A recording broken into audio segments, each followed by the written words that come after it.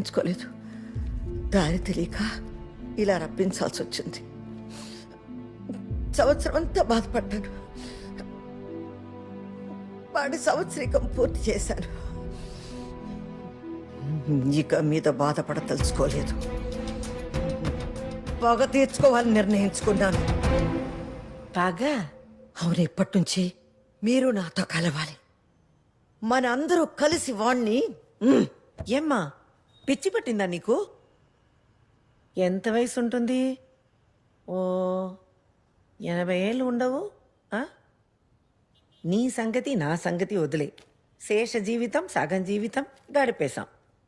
అరే ముక్కు పచ్చలారిని ఈ పాపని, ఇంకా చదువుకొని ఎంతో భవిష్యత్తు ఉన్న ఆ పిల్లని, పెళ్లి చేసుకొని సంతోషంగా గడపాల్సిన ఈ అమ్మాయిని అందర్నీ నీ పగకి బలి చేస్తానంటావా?